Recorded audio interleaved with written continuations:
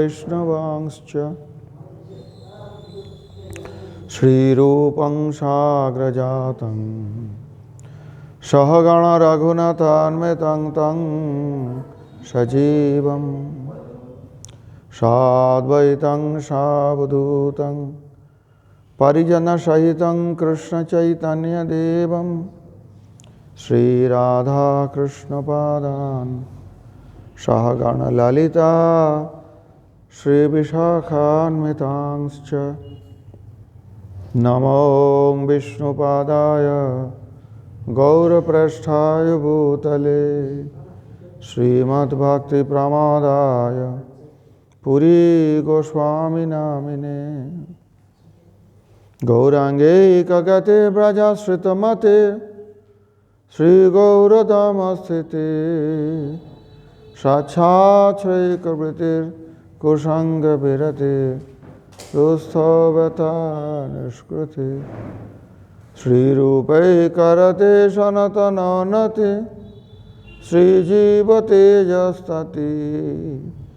श्रीसिद्धान्त सरस्वती विजयते गौड़ीय गोष्ठीपते अद्वैता प्रकटीकृत नरहरे प्रेष्ठः स्वरूप प्रिय नित्यानंद सखा सनातन गति श्रीरूपहृत्केतन लक्ष्मी प्राणपते गदाधर रसोल्लासी जगन्नाथ भू सांग पांग सपर्शद सदयतां देवः सचीनन्दनः हरे कृष्ण कृष्ण कृष्ण हरे हरे हरे राम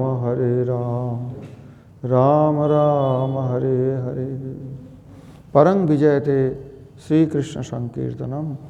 आज এই বোলপুরে রোটারি ক্লাবের যে হলেতে আয়োজিত অনুষ্ঠানের চর্চার বিষয়টা কি আছে না, ভগবান কেন এই দুঃখময় জগৎ সৃষ্টি করেছেন।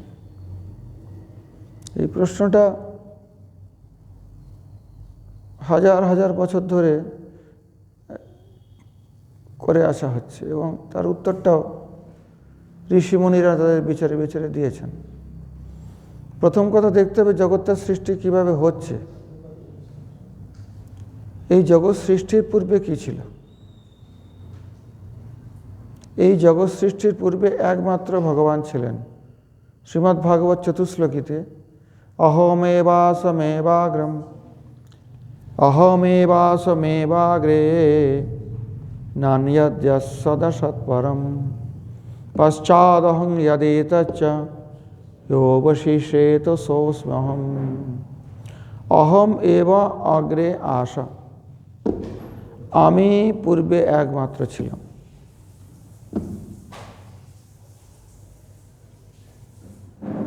সৎ অসৎ তৎপরম না কিঞ্চিত। সৎ মানে যেটা এক্সিস্টিং, যেটা দেখতে পাচ্ছি, অসৎ মানে যেটা দেখতে পাচ্ছি না। তার মানে আপনি গাছটাকে দেখতে পাচ্ছেন, যে বীজের থেকে গাছটার জন্ম হয়েছে সেটাকে দেখতে পাচ্ছেন কি? এটা সদসতের তাৎপর্য। এখানে সদসৎ বলতে চিটিং বাজ ধরবেন না অসৎ শব্দে। অসৎ মানে যেটা দেখা যাচ্ছে না, যেটা এক্সিস্টেন্স নেই। মানে বীজটা থেকে গাছ হয়েছে, কিন্তু যখন বৃক্ষটা হয়ে গেছে বীজটাকে দেখা যাচ্ছে না। কারণ কার্য কারণাত্মক জগৎ। যেটা কার্য ওই বীজের কার্য গাছটা, বৃক্ষটা, তাই তো? ওটাকে বলা হচ্ছে কার্য। আর বৃক্ষের কারণটা কি? ওই বীজটা। নান্যত যৎ না অন্যত, আর কিছু ছিল না। সৎ অসৎ এবং তার উপরে যিনি ভগবান, এগুলো কোনো কিছু ছিল না। ভগবান তো ছিলেন, সদসৎ পরম কিছু ছিল না। পরমাত্মা রূপেও তিনি ছিলেন না। যখন সৃষ্টি হলো তখন প্রত্যেক জীবের হৃদয়ে পরমাত্মা রূপে প্রবেশ করেছেন। পশ্চাদহং যদেতচ্চ যোবশিষ্যেত সোऽস্ম্যহम्। আবার এই জগৎ যখন মহাপ্রলয়ে কিছুই থাকবে না, পঞ্চভূত পঞ্চতন মাত্রা মন বুদ্ধি চিত্ত অহংকার এ সমস্ত কিছু থাকবে না, এগুলো শক্তিতে রূপান্তরিত হয়ে যাবে। ও অবশিষ্যত, যেটা বাকি থাকবে সেটা আমি, ভগবান বলছেন, শ্রীকৃষ্ণ বলছেন এই কথাটা। এখন প্রশ্ন হলো, আমরা তাহলে কোথা থেকে এসেছি? সৃষ্টির পূর্বে আমাদের স্থিতিটা কোথায় ছিল? একদিন এটা একটুখানি হালকা করে ছোঁয়া দেওয়া হয়েছে। যখন এই জগৎটা সৃষ্টি হয়নি, ভগবান ছিলেন তার নিত্য ধামে, নিত্য পার্শ্বদের নিয়ে। আমাদের কোথায় স্থিতি ছিল? আমরা তখন ওই মহাবিষ্ণু শরীরে সুপ্ত অবস্থায়, ওই যত আত্মা আছে এখানে, আমরা সব এখানে বসেছি সুপ্ত অবস্থায়, ঘুমন্ত অবস্থায়। মহাবিষ্ণু কোথায় আছেন? কারণও তাকে এই জড়জগৎ আর চিৎ জগতের মধ্যে।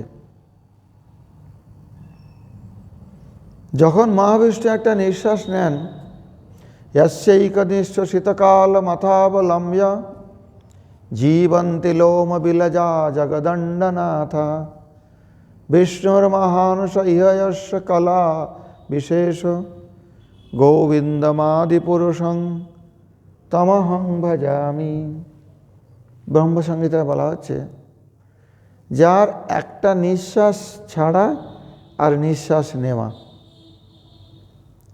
এর মধ্যে এই সৃষ্টি আর প্রলয় হচ্ছে। অর্থাৎ মহাবিষ্ণু যারা নিঃশ্বাস ছাড়ছেন, এই সৃষ্টিটা হচ্ছে। আর যখন নিঃশ্বাস নিচ্ছেন, কিছু থাকবে না।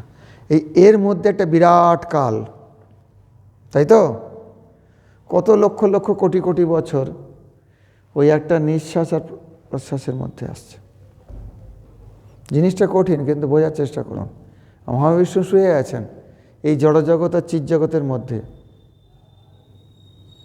তিনি নিঃশ্বাস ছেড়েছেন, জগৎ সৃষ্টি হয়েছে। আর যখন নিঃশ্বাসটা নেবেন ভেতরে, সমস্ত কিছু হলুপ্ত হয়ে যাবে। তার নিঃশ্বাস থেকে বেদ, শাস্ত্র, পুরাণ, ইতিহাস সব কিছু প্রকটিত হয়েছে। এই বেদ শাস্ত্র কিন্তু ভগবানের নিঃশ্বাস, আর গীতা ভগবানের মুখবাণী, শ্রীমদ্ ভাগবত ভগবানের স্বরূপ। নিঃশ্বাস হলো বেদশাস্ত্র, তার মধ্যে বিশেষ করে শ্রীমদ্ ভগবত গীতা ভগবানের মুখনিসৃত বাণী, আর শ্রীমদ্ ভাগবত মহাপুরাণ হলেন ভগবানের স্বরূপ, মানে পুরো শরীরটাই ধরতে হবে। তো যখন ভগবান নিঃশ্বাস ছাড়ছেন, তখন তার ইচ্ছা হচ্ছে, আমি এক, আমি বহু হব। এইখানে গেটেতে লেখা আছে একমেবাদ্বিতীয়ম, উপনিষদের কথা। ভগবান অদ্বিতীয়, তার দ্বিতীয় কেউ নেই, একমাত্র। একমেবাদ্বিতীয়ম, উপনিষদের কথা, বেদের কথা। ব্রহ্ম কিন্তু একই, 10টা 20টা ব্রহ্ম হয় না। আর আমরা যে জীব, একটা একটা চেতন কণ, মানে শক্তির একটা একটা কণা আমাদের মধ্যে রয়েছে। ওই যে শক্তির কণাটা রয়েছে, ওটা চেতন, ওটা জড় নয়। এই জগতের প্রলয়ের সঙ্গে সেটা নাশ হয় না, তাকে অস্ত্রের দ্বারা কাটা যায় না, তাকে বলা হচ্ছে আত্মা। এই আত্মা কিন্তু অনন্ত, গুনে পারবেন না, অনন্ত। কতগুলো আত্মা জন্ম নিয়েছে মনুষ্যরূপ, এখানে দেখতে পাচ্ছি 10-15 জন। আর অন্যান্য প্রাণীর মধ্যে দেখলে পাবেন, এখানে টিকটিকি আছে, হয়তো মশা আছে, 200-400 আত্মা এই ঘরটার মধ্যে এখন আছে, যাদের শরীর আছে। কিন্তু যে আত্মাগুলো এখনো শরীর পায়নি, লক্ষ লক্ষ কোটি কোটি অপেক্ষা করছে। এই শরীর পাওয়াটাও একটা ভাগ্যের ব্যাপার। ট্রেনের টিকিটটা কাটতে গেলে কি বলে, সে সব ভর্তি, ওয়েটিংয়ে আছে, বলে না ওয়েটিংয়ে আছে, তার মানে সিট খালি নেই, অপেক্ষা করুন, যদি আপনার সিট খালি হয় জায়গা হবে। অনেকে বলেন যে জনসংখ্যা বাড়ছে, কী করে? কিছুই বাড়ছে না। কত কোটি কোটি আত্মা আছেন, তারা এখনো শরীরই পাননি। আর শরীর পেরো মনুষ্য শরীর, এটা একটা ক্রমবিকাশের মাধ্যমে আত্মা পেয়ে থাকেন। অর্থাৎ একবারে সেই কীট পতঙ্গ বৃক্ষ আদি থেকে কীটপতঙ্গ থেকে আস্তে আস্তে আস্তে আস্তে 84 লক্ষ যোনির মধ্যে 80 লক্ষ যোনি হচ্ছে যারা মনুষ্য নয়। এই 80 লক্ষ প্রাণী আমরা কিন্তু হয়ে এসেছি একটার পরে একটা, একটার পরে গ্র্যাজুয়াল ডেভেলপমেন্ট, একের পর এক, একের পর এক, একের পর এক, একের পর এক 80 লক্ষ যোনিতে জন্ম নিয়ে তারপরে মনুষ্য যোনিতে জন্ম হয়। সামান্য কথা নয়, দুর্লভ। আবার মনুষ্য যোনির মধ্যেও বিভিন্ন প্রকার আছে, 4 লক্ষ প্রকারের আছে। এখানে মানবাধিকার, ভোটাধিকার এ কথাগুলো শোনেন তো, কিন্তু এই ভারতবর্ষে কিছু জায়গা আছে আন্দামানে, সেখানকার যে মানবগুলো তাদের ভোটার কার্ডেও নাম নেই, তোলা হবেও না। তারা মানুষ, সেখানে আপনাকে যেতেও দেবেন না সরকার, সুরক্ষিত রাখা হয়েছে তাদের। তাদের যে দ্বীপটা আছে, গেলে একটা ভয় আছে আপনাকে তো তীর মেরে মেরেই দেবে তারা। বহু লোক মারা গিয়েছে। তারা বাইরের লোককে পছন্দ করে না, তারা ভারতের মধ্যেই আছে, ওটাও ভারতবর্ষের অন্তর্গত। তাদের ভোটার কার্ডে নাম নেই, কোনো কার্ডই নেই, সেখানে কোনো স্কুল নেই। তাদের শিক্ষার জন্য কেউ চেষ্টা করছে না, কেন বলতে পারেনি তো অন্যায়, তারা তো ভারতের নাগরিক, তারা মানুষের শরীরে আছে। বলবে যে ওগুলো অত্যন্ত নিম্ন শ্রেণীর, ওরা এসব বুঝবে না। প্রথম কথা কি, ওখানে গেলে হয়তো তীর মেরে মেরেই দেবে, ওদের ওইভাবে থাকতে দাও, প্রথম কথা। দ্বিতীয় কথা হলো, ওই যে জনজাতি আছে আন্দামানে, ওরা এখনও নাকি কাপড় টাপড় পরে না, যেটা শুনছি আমি তো যাইনি কোনো দিন ওখানে। ওই যে জনজাতি আছে, তারা যদি অন্য লোকের সঙ্গে, মানে এই বাইরের জগতের লোকের সঙ্গে মেশে, ওদের মধ্যে রোগ প্রতিরোধ শক্তিটা কম। ওই সর্দির একটা জীবাণু ওদের মধ্যে ঢুকে গেলে তো মরেই যাবে সব, এর একটা ভয় আছে। সেজন্য প্রিজার্ভ করে রাখতে হয়, কেননা বহু লক্ষ বছর ওরা আইসোলেটেড, আলাদা হয়ে আছে। অন্যান্য ভারতের অন্যান্য অংশের সঙ্গে তাদের কোনো যোগাযোগ নেই। এখন যদি এখানকার লোকেরা ওখানে পৌঁছে যায়, আমার শরীরে জীবাণুগুলো আছে কিন্তু আমার কিছু করতে পারছে না, আমার প্রতিরোধ শক্তি আছে, ভালো করে বুঝুন।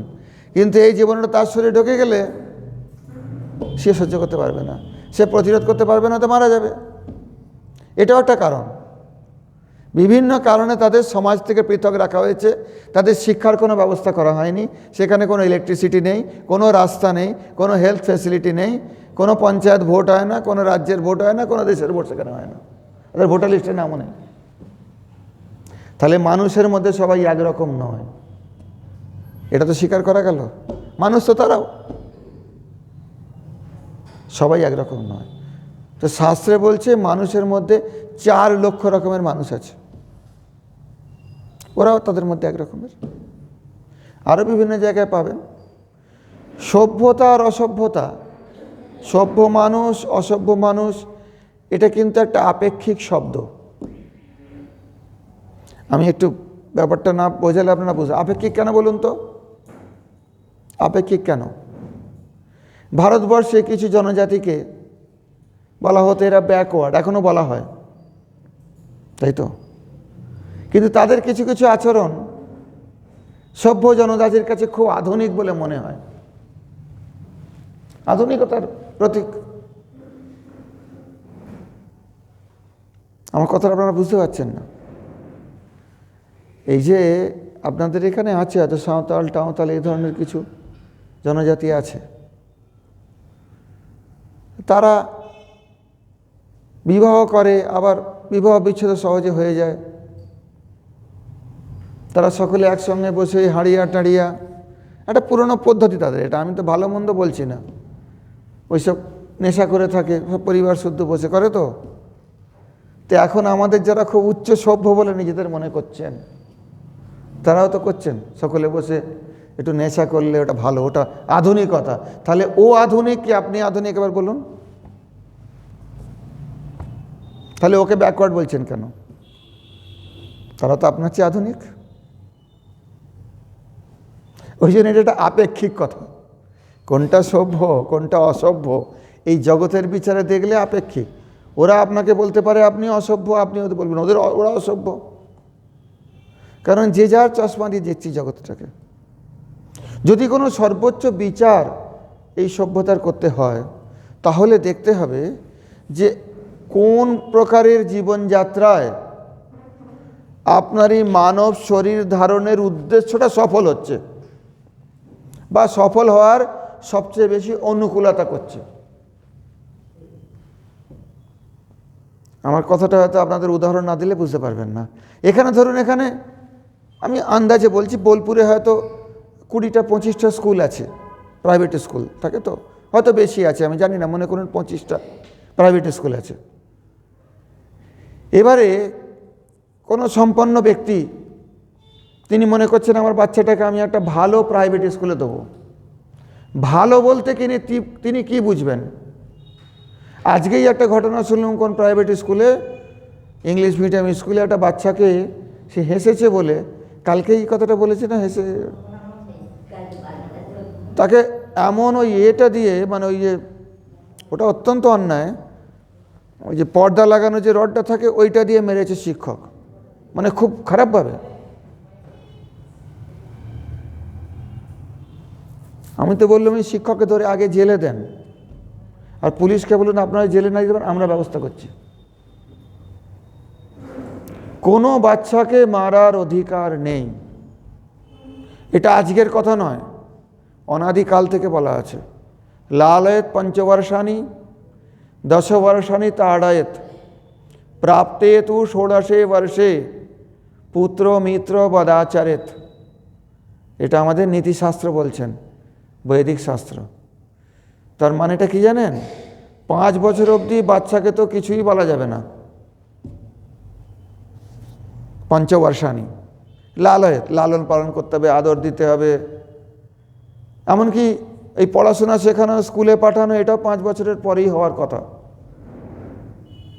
লালয়েত পঞ্চবর্ষানি।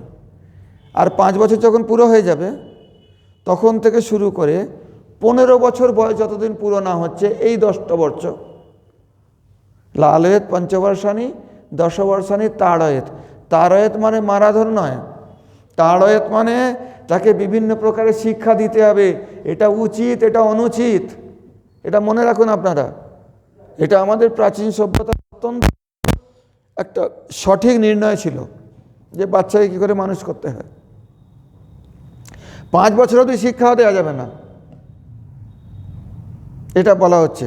তাকে আদর দিতে হবে, যা চায় দিতে হবে, লজেন্স দিয়ে বুলিয়ে বালিয়ে, কোনো প্রকারে তার মধ্যে আতঙ্ক সৃষ্টি করা যাবে না, কোনো প্রকারে যেন সে ভয় না পায়। তা লালয়েত পঞ্চবর্ষানি 10 বর্ষানি তাড়য়েত। আর 5 বছর যখন পুরো হলো, সেই 5 বছর সম্পূর্ণ হওয়া থেকে 15 বছর যখন সম্পূর্ণ হচ্ছে, এই 10টা বছর কিন্তু শেখাতে হবে। কিভাবে শেখাবেন? সাম দান দণ্ডভেদ 4 প্রকারে, বিভিন্ন প্রকারের শিক্ষা নেওয়ার সময় কিন্তু এইটা। আর 16 বছর যদি পড়ে যায় বাচ্চা,